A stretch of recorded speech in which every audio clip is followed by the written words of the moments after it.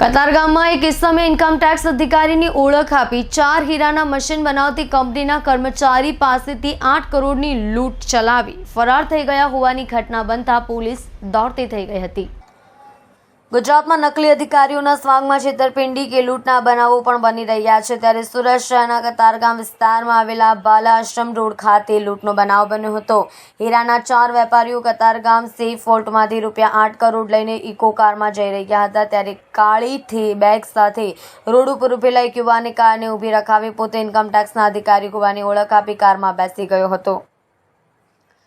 ત્યારબાદ eco car થોડી દૂર ગયા બાદ ઊભી રખાવી બંદૂક બતાવી 4 વેપારીઓને ધમકાવીને ₹8 લાખની રોકડ લૂંટીને ફરાર થઈ ગયો હતો। આ બનાવની જાણ થતાં પોલીસ કાફલો દોડી આવ્યો હતો અને નાકાબંધી કરીને તપાસ હાથ ધરી છે। પોલીસને આ બનાવમાં શંકા લાગી રહી છે। એક યુવક 4 જેટલા વ્યક્તિઓને અપહરણ કરી ₹8 કરોડ લૂંટી લે તે વાત પોલીસને ગળે ઉતરતી નથી।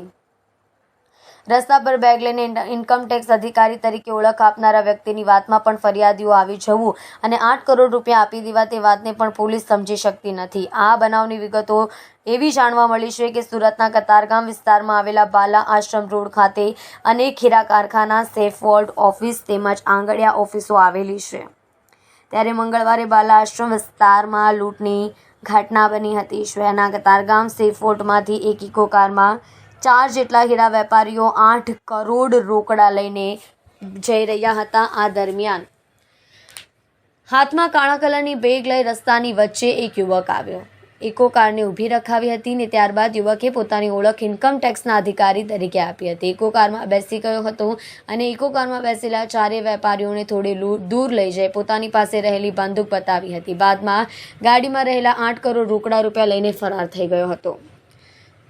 બનાવ અંગે ઘટના સ્થળે પહોંચેલી ક્રાઇમ બ્રાન્ચ સહિતના પોલીસ અધિકારીઓની ટીમ દ્વારા ફરિયાદીની ફરિયાદ મુજબ તપાસ હાથ ધરી હતી। દરમિયાન જે જગ્યાએ ઇન્કમટેક્સ અધિકારી બનીને યુવક પોતાની કારમાં બેસ્યો હોય તે જગ્યાએથી પોલીસને સીસીટીવી પણ મળી આવ્યા હતા, જેમાં એક યુવક શંકાસ્પદ રીતે કારને રોકીને અંદર બેસતો હોય તેવું કેદ થયું હતું। જે રીતે લૂંટની ઘટનાને અંજામ આપ્યો હોવાની વાત ફરિયાદી દ્વારા કરવામાં આવી રહી છે, તે સાંભળતા જ પોલીસને અનેક શંકાઓ ઉપજી રહી છે। એક યુવક 4 જેટલા વ્યક્તિઓને અપહરણ કરીને ₹8 કરોડ લૂંટી લે, આ વાત પોલીસને ગળે ઉતરતી નથી। રસ્તા પર બેગ લઈને ઇન્કમટેક્સ અધિકારી તરીકેની વાત કરનાર વ્યક્તિની વાતમાં પણ આ ફરિયાદીઓ આવી જવું અને ₹8 કરોડ આપી દેવા તે વાતને પણ પોલીસ સમજી શકતી નથી।